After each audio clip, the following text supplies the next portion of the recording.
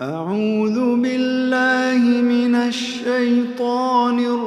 الرجيم. بسم الله الرحمن الرحيم. ألف لام ميم. ذلك الكتاب لا ريب فيه هدى للمتقين الذين يؤمنون بالغيب ويقيمون الصلاة ومما رزقناهم ينفقون والذين يؤمنون بما أنزل إليك وما أنزل من قبلك وبالآخرة هم يوقنون أولئك على هدى من ربهم وأولئك هم المفلحون.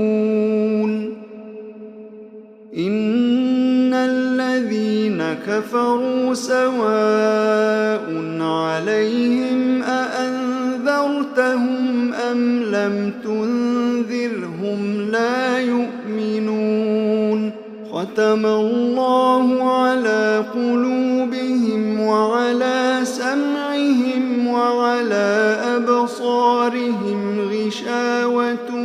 ولهم عذاب عظيم. ومن الناس من يقول آمنا بالله وباليوم الآخر وما هم بمؤمنين. يخادعون الله والذين آمنوا وما يخدعون إلا أنفسهم وما يشعرون. في قلوبهم مرض فزادهم الله مرضا ولهم عذاب أليم بما كانوا يكذبون.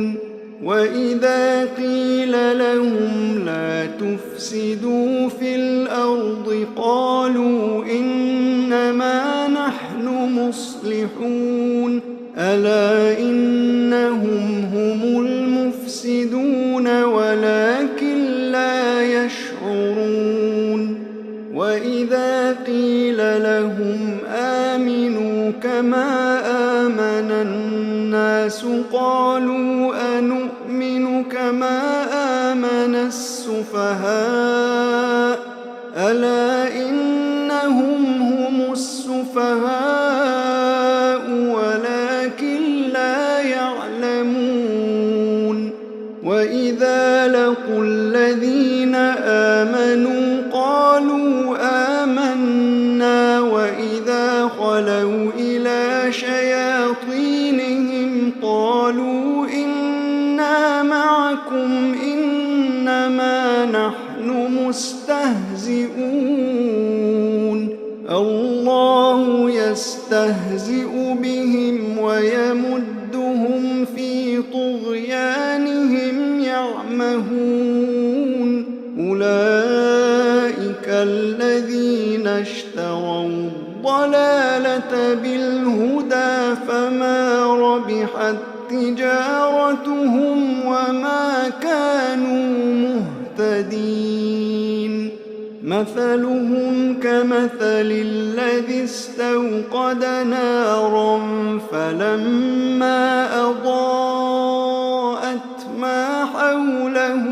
ذهب الله بنورهم وتركهم في ظلمات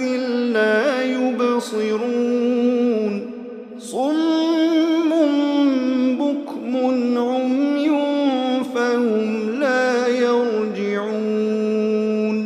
أو كصيب من السماء فيه ظلمات ورعد وبرق يجعلون أصابعهم في آذانهم من الصواعق حذر الموت والله محيط بالكافرين يكاد البرق يخطف أبصارهم كلما أضاء لهم مشوا فيه وإذا أظلم عليهم قاموا ولو شاء الله لذهب بسمعهم وأبصارهم إن الله على كل شيء قدير يا أيها الناس اعبدوا ربكم الذي خلقكم والذين من قبلكم لعلكم تتقون الذي جعل لكم الأرض فراشا والسماء بناء وأنزل من السماء ماء فأخرج به من الثمرات رزقا لكم فلا تجعلوا لله أندادا وأنتم تعلمون وإن كنتم في ريب مما نزلنا على عبدنا فأتوا بسورة من مثله وادعوا شهداءكم من دون الله إن كنتم صادقين فإن لم تفعلوا ولن تفعلوا فاتقوا النار التي وقودها الناس والحجارة أعدت للكافرين وبشر الذين آمنوا وعملوا الصالحات أن لهم جنات تجري من تحتها الأنهار كلما رزقوا منها من ثمرة رزقا قالوا هذا الذي رزقنا من قبل وأتوا به متشابها ولهم فيها أزواج مطهرة وهم فيها خالدون إن الله لا يستحيي أن يضرب مثلا ما بعوضة فما فوقها فأما الذين آمنوا فيعلمون أنه الحق من ربهم وأما الذين كفروا فيقولون ماذا أراد الله بهذا مثلا يضل به كثيرا ويهدي به كثيرا وما يضل به إلا الفاسقين الذين ينقضون عهد الله من بعد ميثاقه ويقطعون ما أمر الله به أن يوصل ويفسدون في الأرض أولئك هم الخاسرون كيف تكفرون بالله وكنتم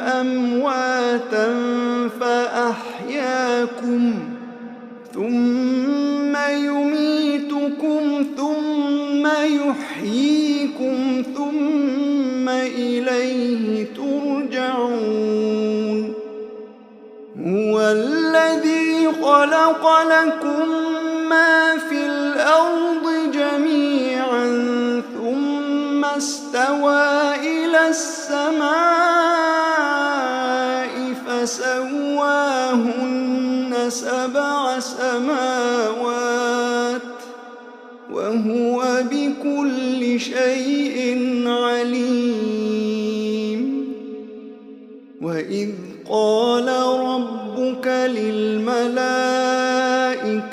إني جاعل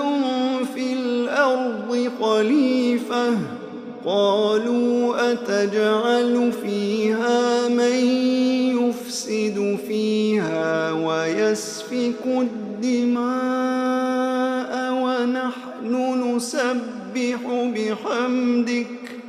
ونحن نسبح بحمدك ونقدس لك قال إني أعلم ما لا تعلمون وعلم آدم الأسماء كلها ثم عرضهم على الملائكة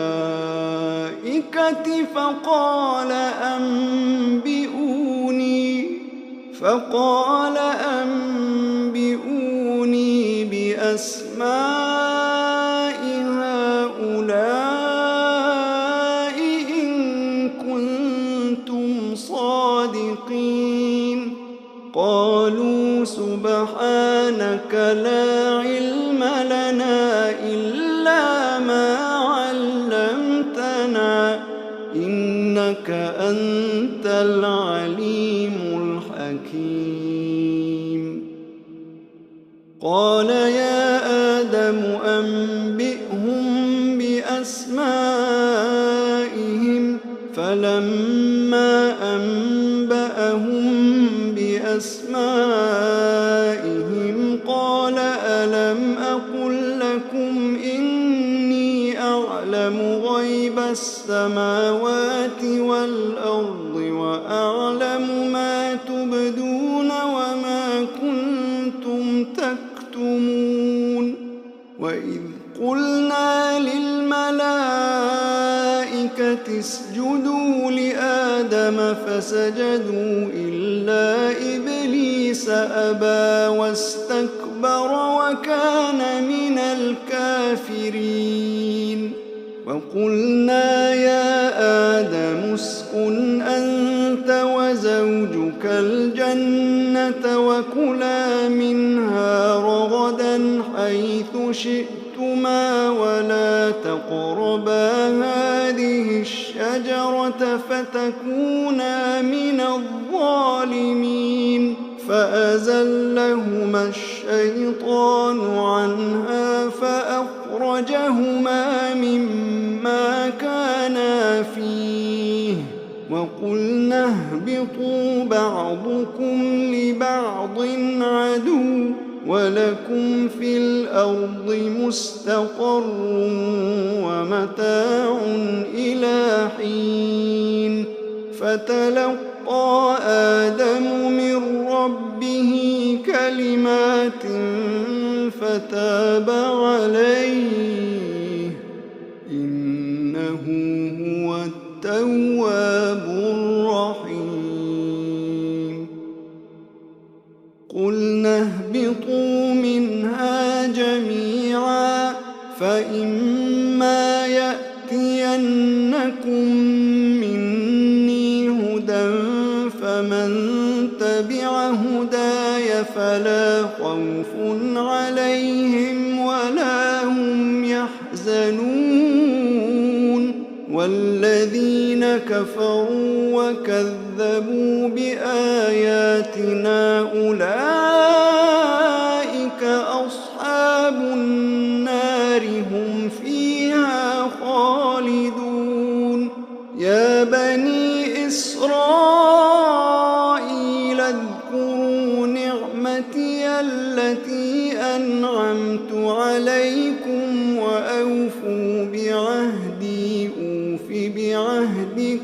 وإياي فارهبون وآمنوا بما أنزلت مصدقا لما معكم ولا تكونوا أول كافر به ولا تشتروا بآياتي ثمنا قليلا وإياي فاتقون ولا تلبسوا الحق بالباطل وتكتموا الحق وأنتم تعلمون وأقيموا الصلاة وآتوا الزكاة واركعوا مع الراكعين أتأمرون الناس بالبر وتنسون أنفسكم وأنتم تتلون الكتاب أفلا تعقلون واستعينوا بالصبر والصلاة وإنها لكبيرة إلا على الخاشعين الذين يظنون أنهم ملاقو ربهم وأنهم إليه راجعون يا بني إسرائيل اذكروا نعمتي التي أنعمت عليكم وأني فضلتكم على العالمين واتقوا يوما لا تجزي نفس عن نفس شيئا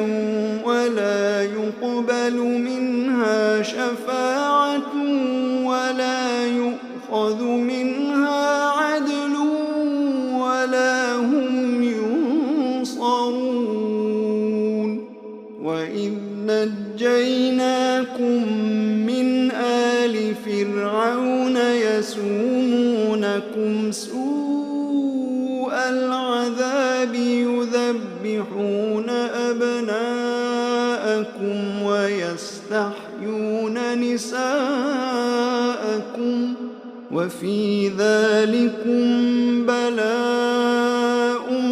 من ربكم عظيم وإذ فرقنا بكم البحر فأنجيناكم وأغرقنا آل فرعون وأنتم تنظرون وإذ واعدنا موسى 40 ليلة ثم اتخذتم العجل من بعده وأنتم ظالمون ثم عفونا عنكم من بعد ذلك لعلكم تشكرون وإذ آتينا موسى الكتاب والفرقان لعلكم تهتدون وإذ قال موسى لقومه يا قوم إنكم ظلمتم أنفسكم باتخاذكم العجل فتوبوا إلى بارئكم فاقتلوا أنفسكم ذلكم خير لكم عند بارئكم فتاب عليكم إنه هو التواب الرحيم وإذ قلتم يا موسى لن نؤمن لك حتى نرى الله جهرة فأخذتكم الصاعقة وأنتم تنظرون ثم بعثناكم من بعد موتكم لعلكم لعلكم تشكرون وظللنا عليكم الغمام وأنزلنا عليكم المن والسلوى كلوا من طيبات ما رزقناكم وما ظلمونا ولكن كانوا أنفسهم يظلمون وإذ قلنا ادخلوا هذه القرية فكلوا منها حيث شئتم رغدا وادخلوا الباب سجدا وقولوا حطة نغفر لكم خطاياكم وسنزيد المحسنين فبدل الذين ظلموا قولا غير الذي قيل لهم فأنزلنا على الذين ظلموا رجزا من السماء بما كانوا يفسقون وإذ استسقى موسى لقومه فقلنا اضرب بعصاك الحجر فانفجرت منه 12 عينا قد علم كل أناس مشربهم كلوا واشربوا من رزق الله ولا تعثوا في الأرض مفسدين وإذ قلتم يا موسى لن نصبر على طعام واحد فادع لنا ربك يخرج لنا مما تنبت الأرض من بقلها وقثائها وفومها وعدسها وبصلها قال أتستبدلون الذي هو أدنى بالذي هو خير اهبطوا مصرا فإن لكم ما سألتم وضربت عليهم الذلة والمسكنة وباءوا بغضب من الله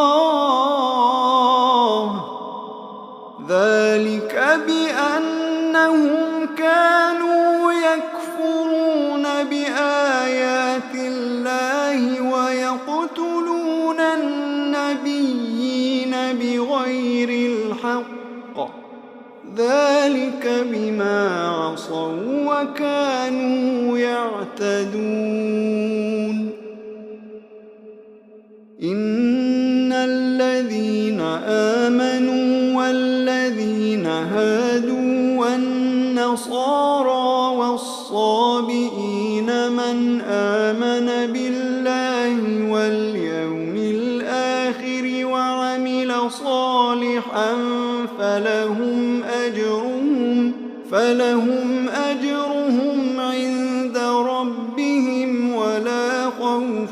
عليهم ولا هم يحزنون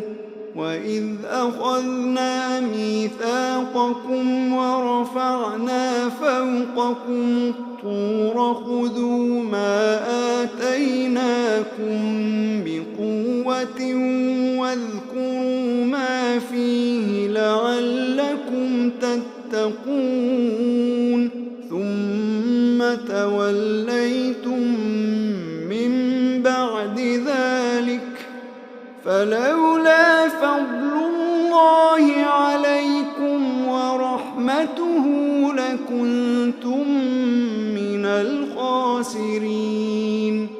ولقد علمتم الذين اعتدوا منكم في السبت فقلنا لهم كونوا قردة خاسئين فجعلناها نكالا لما بين يديها وما خلفها وموعظة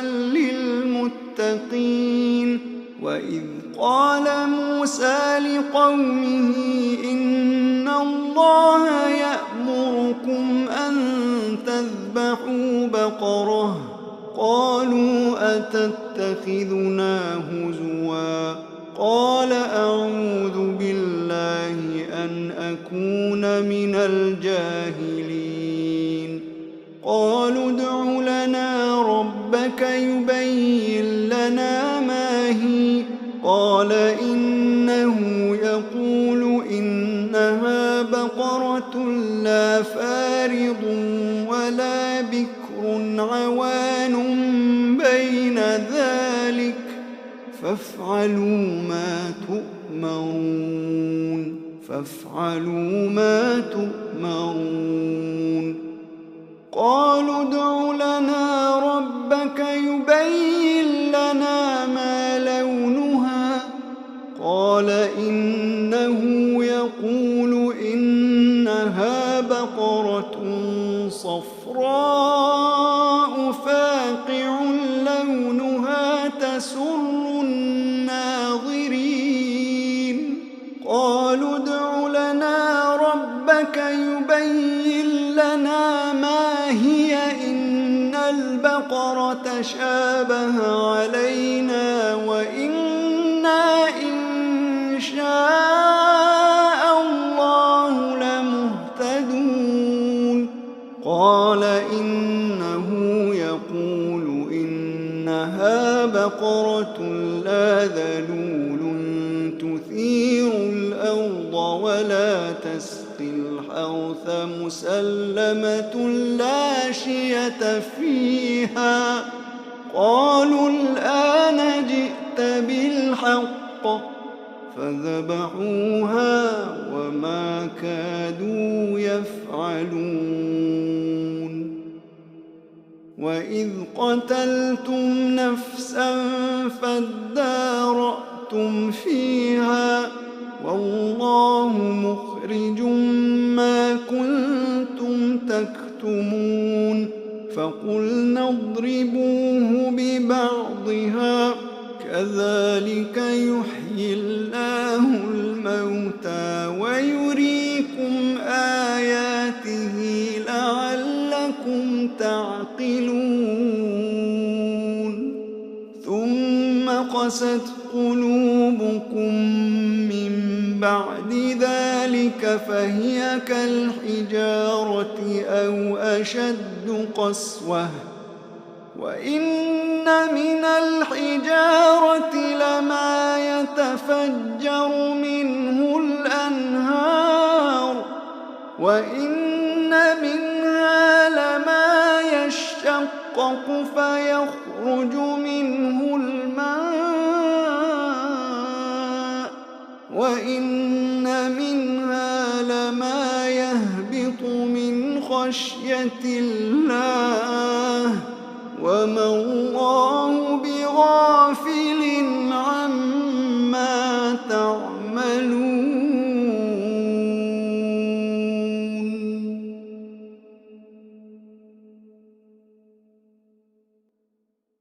وإذا قيل لهم اتبعوا ما أنزل الله قالوا بل نتبع ما ألفينا عليه آباءنا أولو كان آباؤهم لا يعقلون شيئا ولا يهتدون. ومثل الذين كفروا كمثل الذي ينعق بما لا يسمع إلا دعاء ونداء صم بكم عمي فهم لا يعقلون. يا أيها الذين آمنوا كلوا من طيبات ما رزقناكم واشكروا لله إن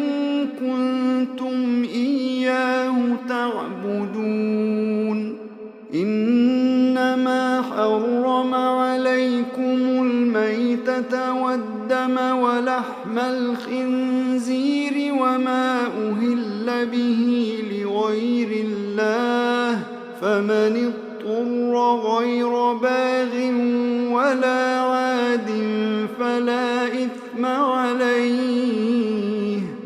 إن الله غفور رحيم. إن الذين يكتمون ما أنزل الله من الكتاب ويشترون به ثمنا قليلا أولئك ما يأكلون في بطونهم إلا النار ولا يكلمهم الله يوم القيامة ولا يزكيهم ولهم عذاب أليم. أولئك الذين اشتروا الضلالة بالهدى والعذاب بالمغفرة فما أصبرهم على النار ذلك بأن الله نزل الكتاب بالحق وإن الذين اختلفوا في الكتاب لفي شقاق بعيد.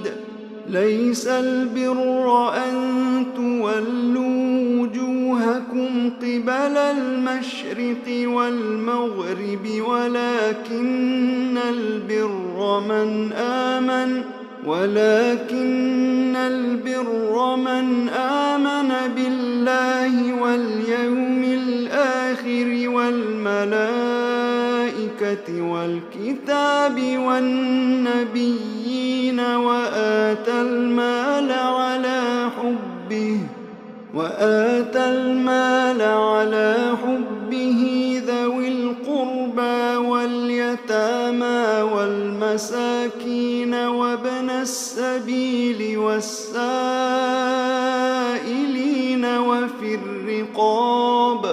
وفي الرقاب وأقام الصلاة وآتى الزكاة والموفون بعهدهم إذا عاهدوا والصابرين في البأساء والضراء وحين البأس أولئك الذين صدقوا وأولئك هم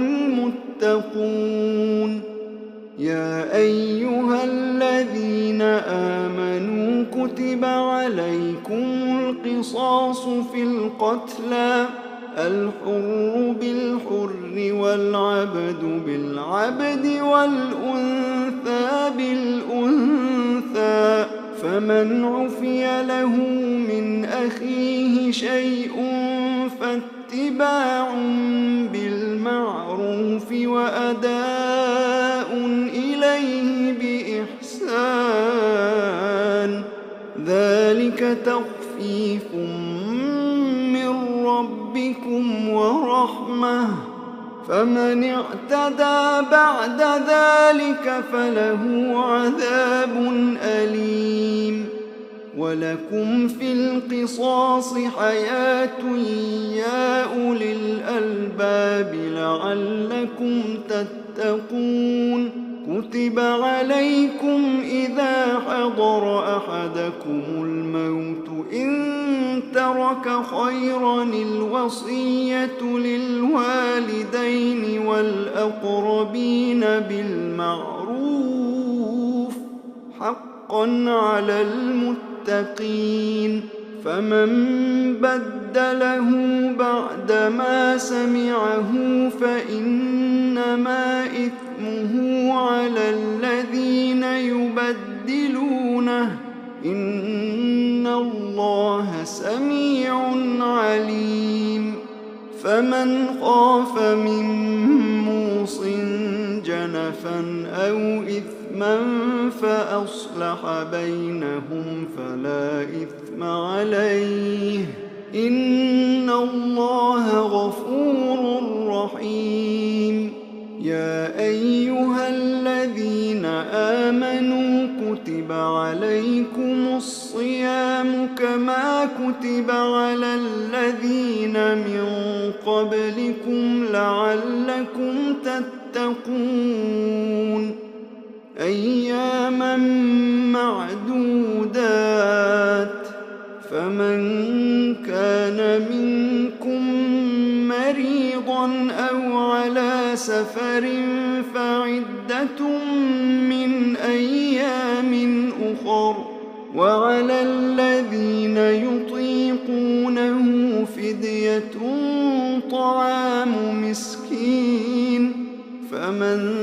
تطوع خيرا فهو خير له، وأن تصوموا خير لكم إن كنتم تعلمون. شهر رمضان الذي أنزل فيه القرآن هدى للناس وبينات من الهدى والفرقان، فمن شهد منكم الشهر فليصمه، ومن كان مريضا أو على سفر فعدة من أيام أخر، يريد الله بكم اليسر ولا يريد بكم العسر، ولتكملوا العدة ولتكبروا الله على ما هداكم ولعلكم تشكرون. وإذا سألك عبادي عني فإني قريب أجيب دعوة الداع إذا دعان، فليستجيبوا لي وليؤمنوا بي لعلهم يرشدون. أحل لكم ليلة الصيام الرفث إلى نسائكم هن لباس لكم وأنتم لباس لهن، علم الله أنكم كنتم تختانون أنفسكم فتاب عليكم وعفى عنكم، فالآن باشروهن وابتغوا ما كتب الله لكم، وكلوا واشربوا حتى يتبين لكم الخيط الأبيض من الخيط الأسود من الفجر، ثم أتموا الصيام إلى الليل، ولا تباشروهن وأنتم عاكفون في المساجد، تلك حدود الله فلا تقربوها، كذلك يبين الله آياته للناس لعلهم يتقون. ولا تأكلوا أموالكم بينكم بالباطل وتدلوا بها إلى الحكام لتأكلوا فريقا من أموال الناس بالإثم وأنتم تعلمون. يسألونك عن الأهلة قل هي مواقيت للناس والحج، وليس البر بأن تأتوا البيوت من ظهورها، ولكن البر من اتقى، وأتوا البيوت من أبوابها،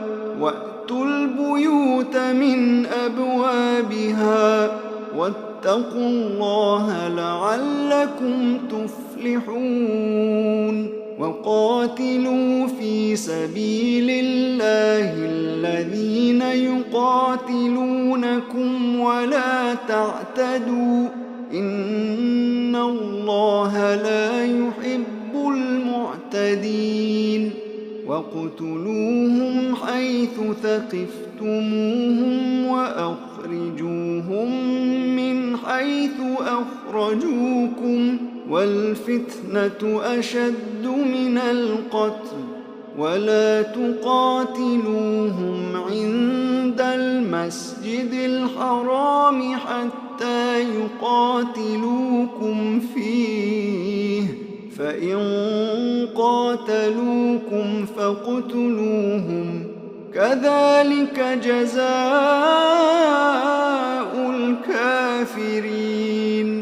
فإن انتهوا فإن الله غفور رحيم وقاتلوهم حتى لا تكون فتنة ويكون الدين لله فإن انتهوا فلا عدوان إلا على الظالمين الشهر الحرام بالشهر الحرام والحرمات قصاص فمن اعتدى عليكم فاعتدوا عليه بمثل ما اعتدى عليكم واتقوا الله واعلموا أن الله مع المتقين وأنفقوا في سبيل الله ولا تلقوا بأيديكم إلى التهلكة وأحسنوا إن الله يحب المحسنين وأتموا الحج والعمرة لله فإن أحصرتم فما استيسر من الهدي ولا تحلقوا رؤوسكم حتى يبلغ الهدي محله فمن كان منكم مريضا أو به أذى من رأسه ففدية من صيام أو صدقة أو نسك فإذا أمنتم فمن تمتع بالعمرة إلى الحج فما استيسر من الهدي فمن لم يجد فصيام 3 أيام في الحج و7 إذا رجعتم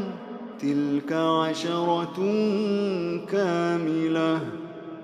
ذلك لمن لم يكن أهله حاضر المسجد الحرام واتقوا الله واعلموا أن الله شديد العقاب الحج أشهر معلومات فمن فرض فيهن الحج فلا رفث ولا فسوق ولا جدال في الحج وما تفعلوا من خير يعلمه الله وتزودوا فإن خير الزاد التقوى واتقون يا أولي الألباب ليس عليكم جناح أن تبتغوا فضلا من ربكم فإذا أفضتم من عرفات فاذكروا الله عند المشعر الحرام واذكروه كما هداكم وإن كنتم من قبله لمن الضالين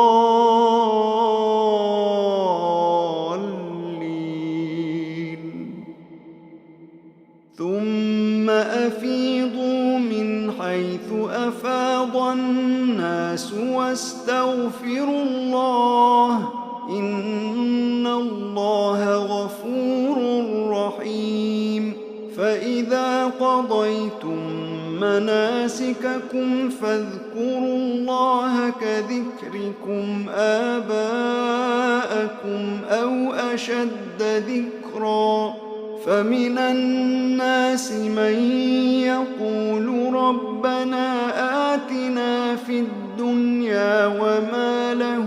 في الآخرة من خلاق ومنهم من يقول ربنا آتنا في الدنيا حسنة وفي الآخرة حسنة وقنا عذاب النار أولئك لهم نصيب مما كسبوا والله سريع الحساب واذكروا الله في أيام معدودات فمن تعجل في يومين فلا إثم عليه ومن تأخر فلا إثم عليه لمن اتقى واتقوا الله واعلموا أنكم إليه تحشرون ومن الناس من يعجبك قوله في الحياة الدنيا ويشهد الله على ما في قلبه وهو ألد الخصام وإذا تولى سعى في الأرض ليفسد فيها ويهلك الحرث والنسل والله لا يحب الفساد وإذا قيل له اتق الله أخذته العزة بالإثم فحسبه جهنم ولبئس المهاد ومن الناس من يشري نفسه ابتغاء مرضات الله والله رؤوف بالعباد والله رؤوف بالعباد يا أيها الذين آمنوا ادخلوا في السلم كافة ولا تتبعوا خطوات الشيطان إنه لكم عدو مبين فإن زللتم من بعد ما جاءتكم البينات فاعلموا أن الله عزيز حكيم هل ينظرون إلا أن يأتيهم الله في غلل من الغمام والملائكة وقضي الأمر وإلى الله ترجع الأمور سل بني إسرائيل كم آتيناهم من آية بينة ومن يبدل نعمة الله من بعد ما جاءته فإن الله شديد العقاب زين للذين كفروا الحياة الدنيا ويسخرون من الذين آمنوا والذين اتقوا فوقهم يوم القيامة والله يرزق من يشاء بغير حساب كان الناس أمة واحدة فبعث الله النبيين مبشرين ومنذرين وأنزل معهم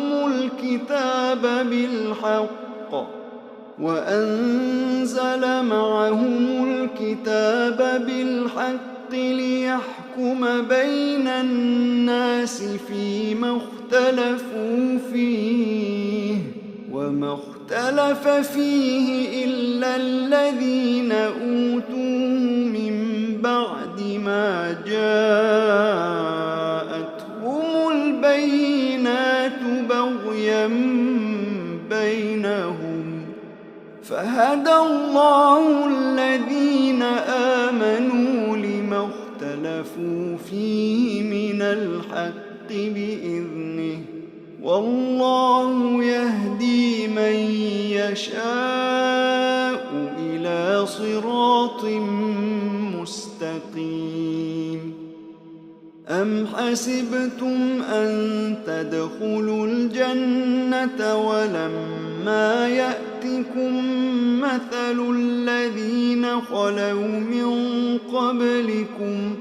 مستهم البأساء والضراء وزلزلوا حتى يقول الرسول والذين آمنوا معه متى نصر الله ألا إن نصر الله قريب.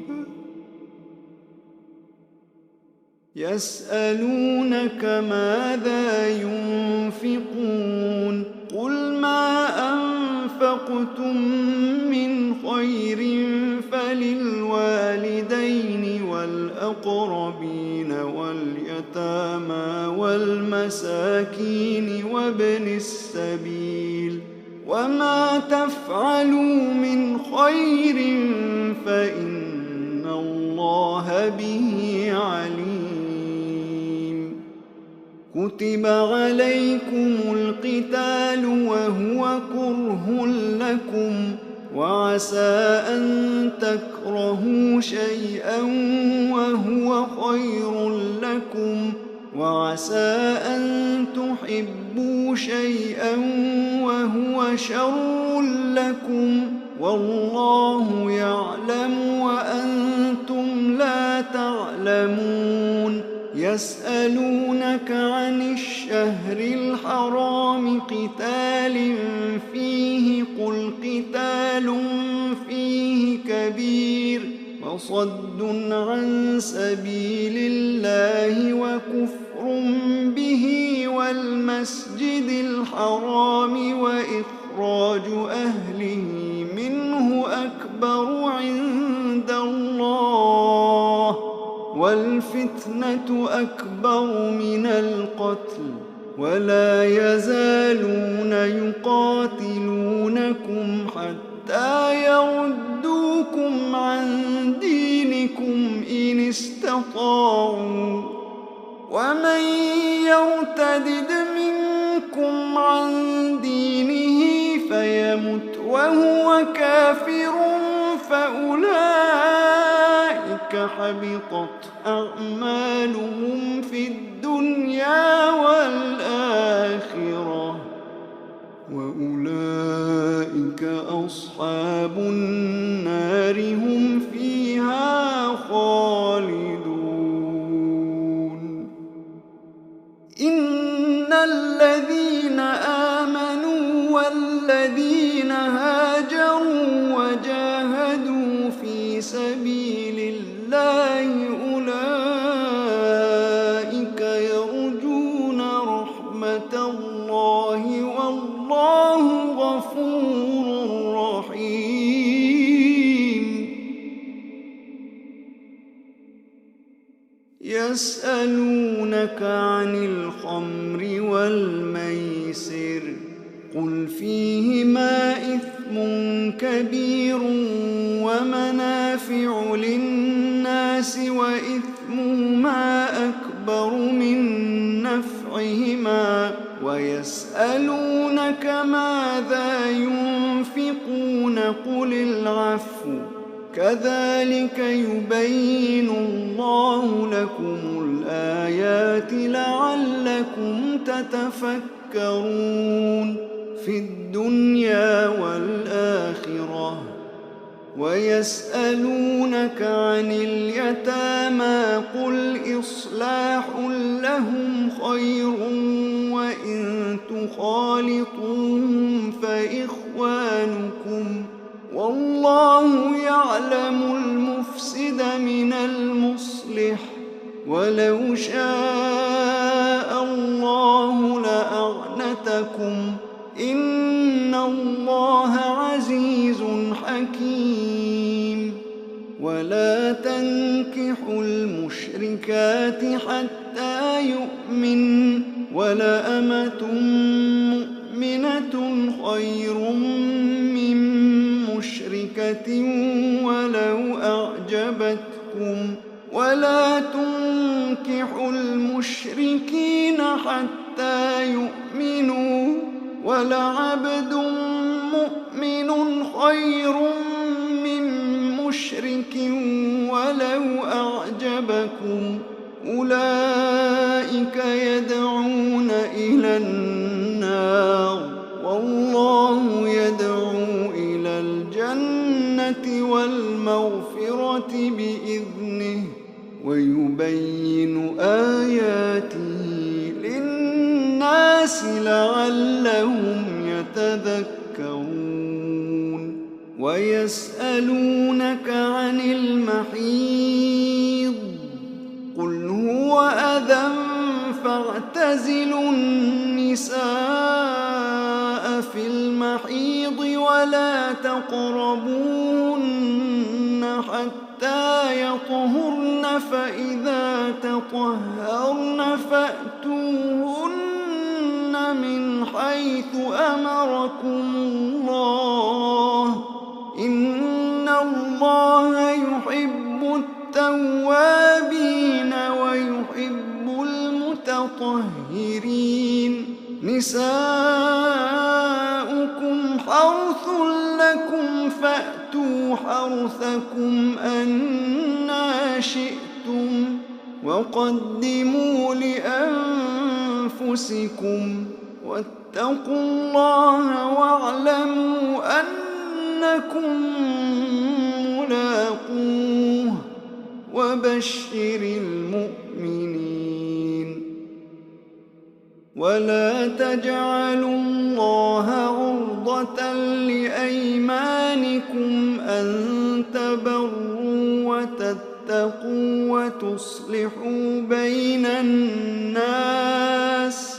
والله سميع عليم. لا يؤاخذكم الله باللغو في أيمانكم ولكن يؤاخذكم بما كسبت قلوبكم والله غفور حليم. للذين يؤلون من نسائهم تربص 4 أشهر فإن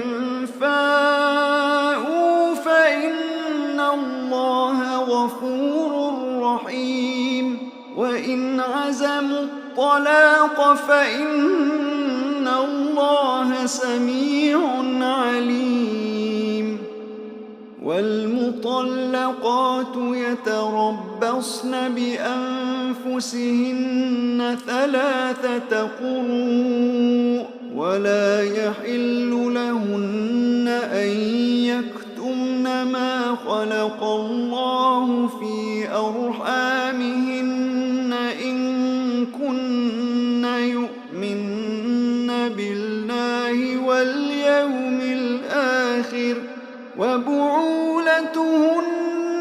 أحق بردهن في ذلك إن أرادوا إصلاحا ولهن مثل الذي عليهن بالمعروف وللرجال عليهن درجة والله عزيز حكيم. الطلاق مرتان فإمساك بمعروف أو تسريح بإحسان. ولا يحل لكم أن تأخذوا مما آتيتموهن شيئا إلا أن يخافا ألا يقيما حدود الله. فإن خفتم ألا يقيما حدود الله فلا جناح عليهما فيما افتدت به. تلك حدود الله فلا تعتدوها ومن يتعد حدود الله فأولئك هم الظالمون. فإن طلقها فلا تحل له من بعد حتى تنكح زوجا غيره. فإن طلقها فلا جناح عليهما أن يتراجعا إن ظنا أن يقيما حدود الله. وتلك حدود الله يبينها لقوم يعلمون. وإذا طلقتم النساء فبلغن أجلهن فأمسكوهن بمعروف أو سرحوهن بمعروف ولا تمسكوهن ضرارا لتعتدوا ومن يفعل ذلك فقد ظلم نفسه. ولا تتخذوا آيات الله هزوا واذكروا نعمة الله عليكم وما أنزل عليكم من الكتاب والحكمة يعظكم به واتقوا الله واعلموا أن الله بكل شيء عليم. وإذا طلقتم النساء فبلغن أجلهن فلا تعضلوهن أن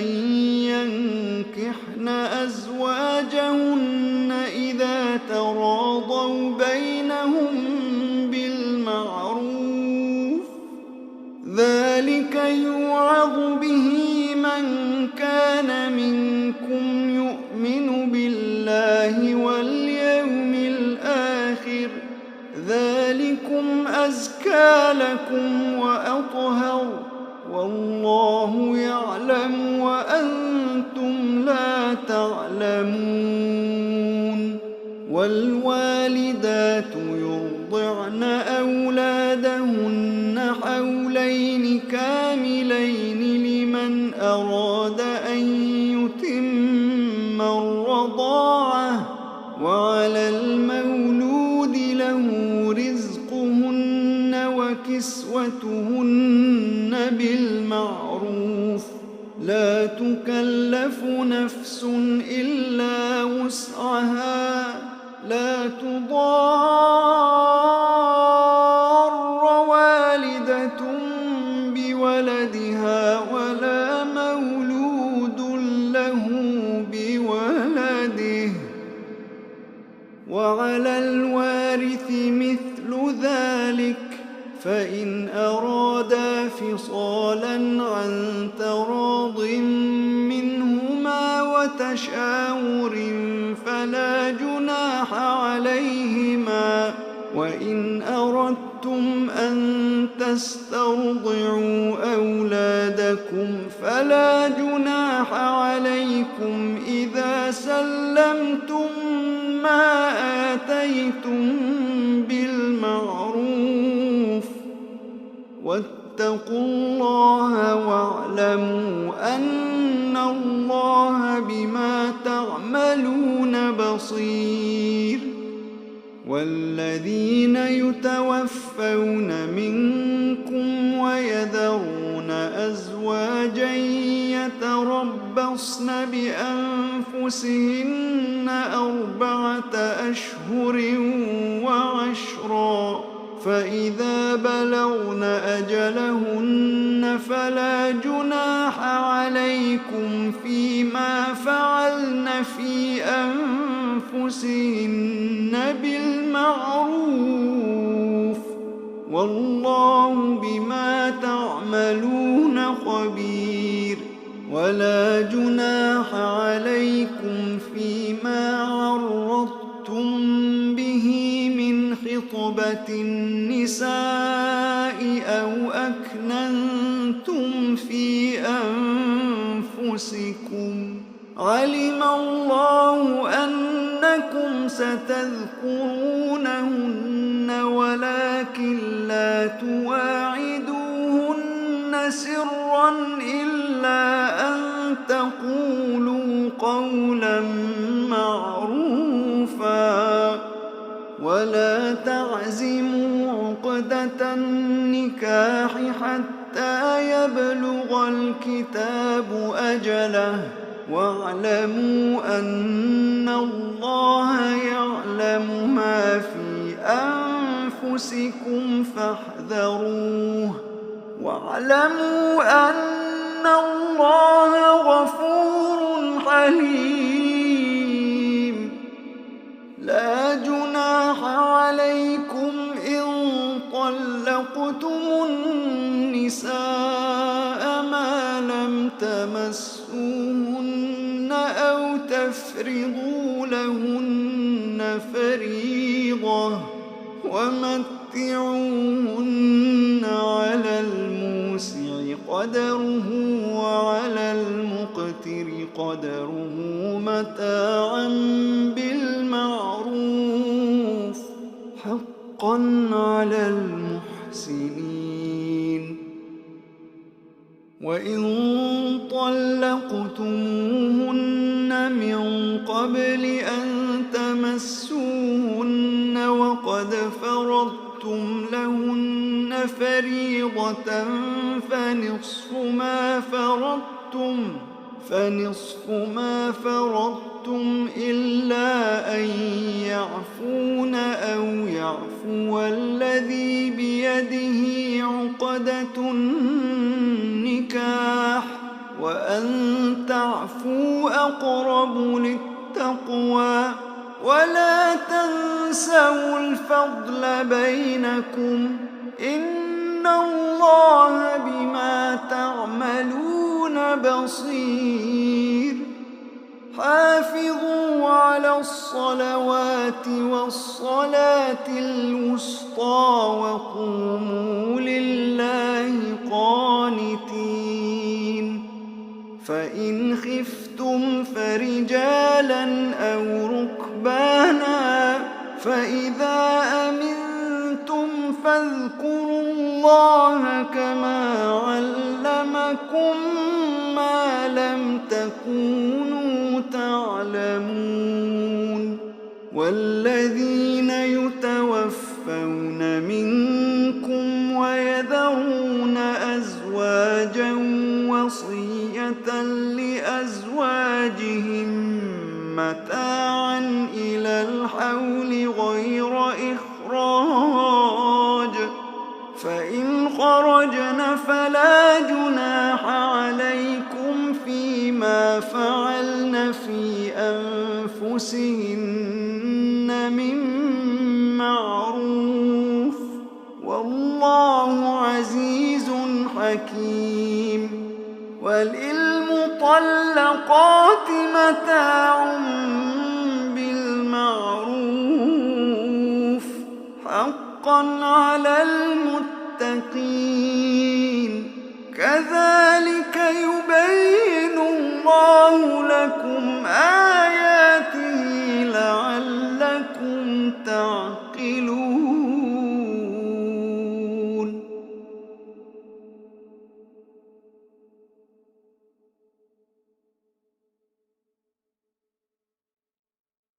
ألم تر إلى الذين خرجوا من ديارهم وهم ألوف حذر الموت فقال لهم الله موتوا ثم أحياهم إن الله لذو فضل على الناس ولكن أكثر الناس لا يشكرون وقاتلوا في سبيل الله واعلموا أن الله سميع عليم من ذا الذي يقرض الله قرضا حسنا فيضاعفه له أضعافا كثيرة والله يقبض ويبسط وإليه ترجعون ألم تر إلى الملأ من بني إسرائيل من بعد موسى إذ قالوا لنبي له مبعث لنا ملكا نقاتل في سبيل الله قال هل عسيتم إن كتب عليكم القتال ألا تقاتلوا قالوا وما لنا ألا نقاتل في سبيل الله وقد أخرجنا من ديارنا وأبنائنا فلما كتب عليهم القتال تولوا إلا قليلا منهم والله عليم بالظالمين وقال لهم نبيهم إن الله قد بعث لكم طالوت ملكا قالوا أنى يكون له الملك علينا ونحن أحق بالملك منه ولم يؤت سعة من المال قال إن الله اصطفاه عليكم وزاده بسطة في العلم والجسم والله يؤتي ملكه من يشاء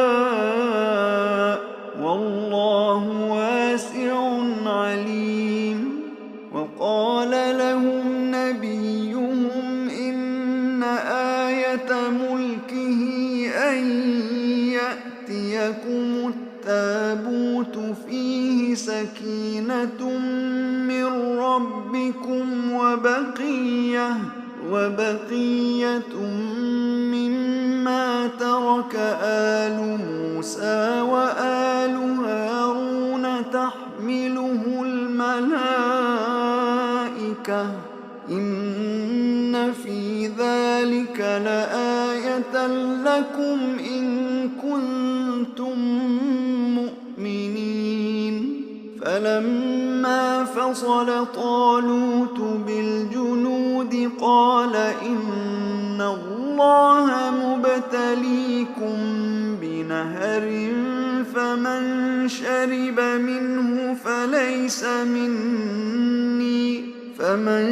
شرب منه فليس مني ومن لم يطعمه فإنه مني إلا من اغترف غرفة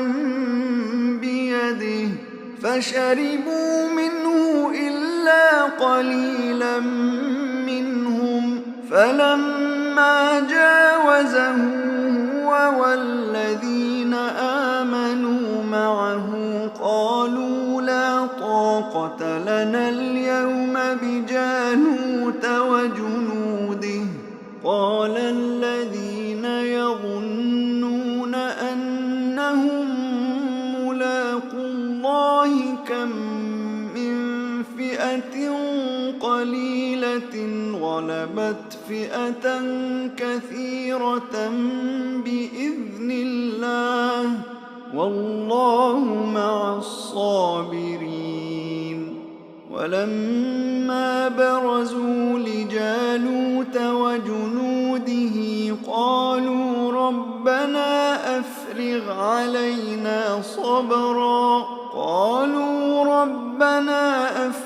علينا صبرا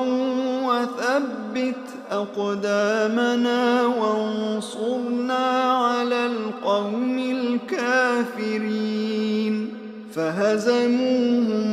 بإذن الله وقتل داود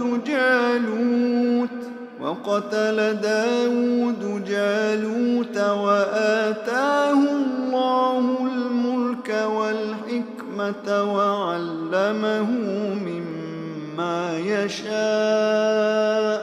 ولولا دفع الله الناس بعضهم ببعض لفسدت الأرض ولكن الله ذو فضل على العالمين. تلك آيات الله نتلوها عليك بالحق وإنك لمن المرسلين. تلك الرسل فضلنا بعضهم على بعض منهم من كلم الله ورفع بعضهم درجات وآتينا عيسى ابن مريم البينات وأيدناه بروح القدس. ولو شاء الله ما اقتتل الذين من بعدهم من بعد ما جاءتهم البينات ولكن اختلفوا فمنهم من آمن ومنهم من كفر. ولو شاء الله ما اقتتلوا ولكن الله يفعل ما يريد. يا أيها الذين آمنوا أنفقوا مما رزقناكم من قبل أن يأتي يوم لا بيع فيه ولا خلة ولا شفاعة والكافرون هم الظالمون. الله لا إله إلا هو الحي القيوم لا تأخذه سنة ولا نوم له ما في السماوات وما في الأرض. من ذا الذي يشفع عنده إلا بإذنه يعلم ما بين أيديهم وما خلفهم ولا يحيطون بشيء من علمه إلا بما شاء. وسع كرسيه السماوات والأرض ولا يؤوده حفظهما وهو العلي العظيم.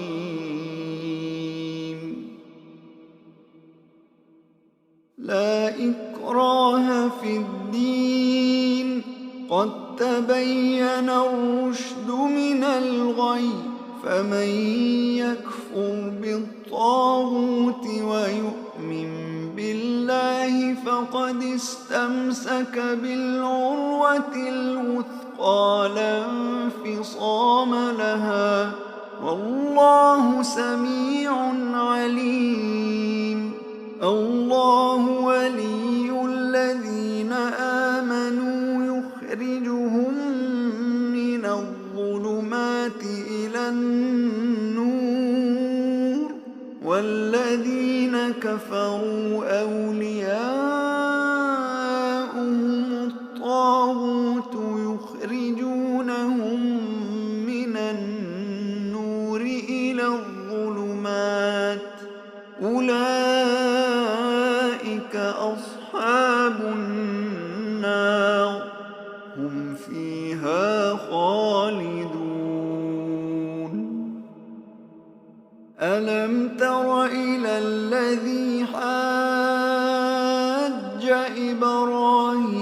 في ربه أن آتاه الله الملك إذ قال إبراهيم ربي الذي يحيي ويميت قال أنا أحيي وأميت قال إبراهيم فإن الله يأتي بالشمس من المشرق فأت بها من المغرب فبهت الذي كفر والله لا يهدي القوم الظالمين أو كالذي مر على قرية وهي خاوية على عروشها قال أنى يحيي هذه الله بعد موتها فأماته الله 100 عام ثم بعثه قال كم لبثت قال لبثت يوما أو بعض يوم قال بل لبثت 100 عام فانظر إلى طعامك وشرابك لم يتسنه وانظر إلى حمارك ولنجعلك آية للناس وانظر إلى العظام كيف ننشزها ثم نكسوها لحما فلما تبين له قال أعلم أن الله على كل شيء قدير وإذ قال إبراهيم رب أرني كيف تحيي الموتى قال أولم تؤمن قال بلى ولكن ليطمئن قلبي قال فخذ 4 من الطير فصرهن إليك ثم اجعل على كل جبل منهن جزءا ثم ادعهن يأتينك سعيا واعلم أن الله عزيز حكيم مثل الذين ينفقون أموالهم في سبيل الله كمثل حبة أنبتت 7 سنابل في كل سنبلة 100 حبة والله يضاعف لمن يشاء والله واسع عليم الذين ينفقون أموالهم في سبيل الله ثم لا يتبعون ما أنفقوا منا ولا أذى لهم أجرهم عند ربهم ولا خوف عليهم ولا هم يحزنون قول معروف ومغفرة خير من صدقة يتبعها أذى والله غني حليم يا أيها الذين آمنوا لا تبطلوا صدقاتكم بالمن والأذى كالذي ينفق ماله رئاء الناس ولا يؤمن بالله واليوم الآخر فمثله كمثل صفوان عليه تراب فأصابه وابل فتركه صلدا لا يقدرون على شيء مما كسبوا والله لا يهدي القوم الكافرين. ومثل الذين ينفقون أموالهم ابتغاء مرضات الله وتثبيتا من أنفسهم كمثل جنة بربوة أصابها وابل فآتت أكلها ضعفين فإن لم يصبها وابل فطل والله بما تعملون بصير. أيود أحدكم أن تكون له جنة من نخيل وأعناب تجري من تحتها الأنهار له فيها من كل الثمرات وأصابه الكبر وله ذرية ضعفاء فأصابها إعصار فيه نار فاحترقت كذلك يبين الله لكم الآيات لعلكم تتفكرون. يا أيها الذين آمنوا أنفقوا من طيبات ما كسبتم ومما أخرجنا لكم من الأرض ولا تيمموا الخبيث منه تنفقون ولستم بآخذيه إلا أن تغمضوا فيه واعلموا أن الله غني حميد. الشيطان يعدكم الفقر ويأمركم بالفحشاء والله يعدكم مغفرة منه وفضلا والله واسع عليم. يؤتي الحكمة من يشاء ومن يؤت الحكمة فقد أوتي خيرا كثيرا وما يذكر إلا أولو الألباب. وما أنفقتم من نفقة أو نذرتم من نذر فإن الله يعلمه وما للظالمين من أنصار. إن تبدوا الصدقات فنعما هي وإن تخفوها وتؤتوها الفقراء فهو خير لكم ويكفر عنكم من سيئاتكم والله بما تعملون خبير. ليس عليك هداهم ولكن الله يهدي من يشاء وما تنفقوا من خير فلأنفسكم وما تنفقون إلا ابتغاء وجه الله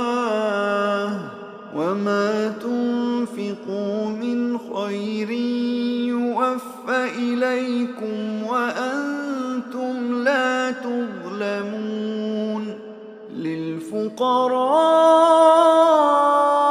الذين أحصروا في سبيل الله لا يستطيعون ضربا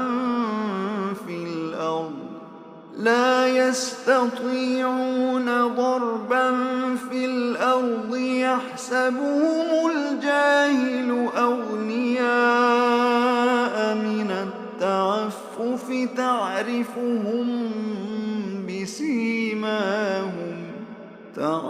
تعرفهم بسيماهم لا يسألون الناس إلحافا وما تنفقوا من خير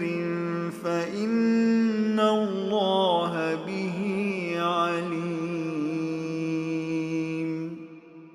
الذين ينفقون أموالهم بالليل والنهار سرا وعلانية فلهم أجرهم عند ربهم ولا خوف عليهم ولا هم يحزنون. الذين يأكلون الربا لا يقومون إلا كما يقوم الذي يتخبطه الشيطان من المس، ذلك بأنهم قالوا إنما البيع مثل الربا وأحل الله البيع وحرم الربا، فمن جاءه موعظة من ربه فانتهى فله ما سلف وأمره إلى الله، ومن عاد فأولئك أصحاب النار هم فيها خالدون. يمحق الله الربا ويربي الصدقات والله لا يحب كل كفار أثيم. إن الذين آمنوا وعملوا الصالحات وأقاموا الصلاة وآتوا الزكاة لهم أجرهم عند ربهم ولا خوف عليهم ولا هم يحزنون. يا أيها الذين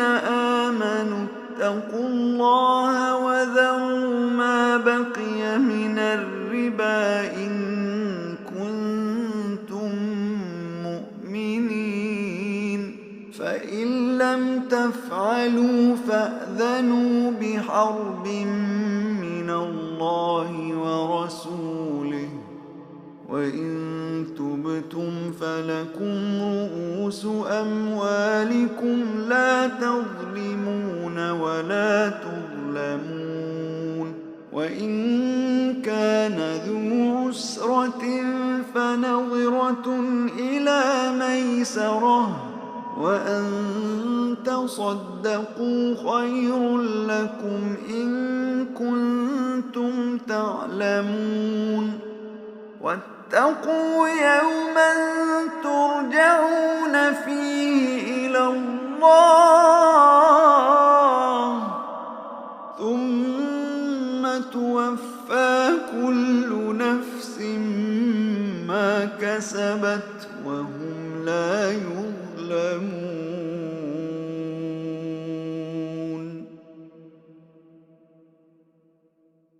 يا أيها الذين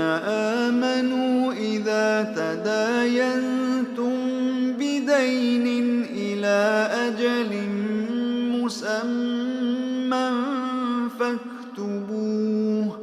وليكتب بينكم كاتب بالعدل ولا يأب كاتب أن يكتب كما علمه الله، فليكتب وليملل الذي عليه الحق وليتق الله ربه ولا يبخس منه شيئا، فإن كان الذي عليه الحق سفيها أو ضعيفا أو لا يستطيع أن يمل لهو فليملل وليه بالعدل واستشهدوا شهيدين من رجالكم فإن لم يكونا رجلين فرجل وامرأتان ممن ترضون من الشهداء أن تضل إحداهما فتذكر إحداهما الأخرى ولا يأبى الشهداء إذا ما دعوا ولا تسأموا أن تكتبوه صغيرا أو كبيرا إلى أجله ذلكم أقسط عند الله وأقوم للشهادة وأدنى ألا ترتابوا إلا أن تكون تجارة حاضرة تديرونها بينكم فليس عليكم جناح ألا تكتبوها وأشهدوا إذا تبايعتم ولا يضار كاتب ولا شهيد وإن تفعلوا فإنه فسوق بكم واتقوا الله ويعلمكم الله والله بكل شيء عليم وإن كنتم على سفر ولم تجدوا كاتبا فرهان مقبوضة فإن أمن بعضكم بعضا فليؤد الذي اؤتمن أمانته وليتق الله ربه ولا تكتموا الشهادة ومن يكتمها فإنه آثم قلبه والله بما تعملون عليم لله ما في السماوات وما في الأرض وإن تبدوا ما في أنفسكم أو تخفوه يحاسبكم به الله فيغفر لمن يشاء ويعذب من يشاء والله على كل شيء قدير آمن الرسول بما أنزل إليه من ربه والمؤمنون كل آمن بالله وملائكته وكتبه ورسله لا نفرق بين أحد من رسله وقالوا سمعنا وأطعنا غفرانك ربنا وإليك المصير لا يكلف الله نفسا إلا وسعها لها ما كسبت وعليها ما اكتسبت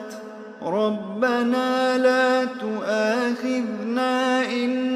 نسينا أو أخطأنا ربنا ولا تحمل علينا إصرا كما حملته على الذين من قبلنا ربنا ولا تحملنا ما لا طاقة لنا به واعف عنا واغفر لنا وارحمنا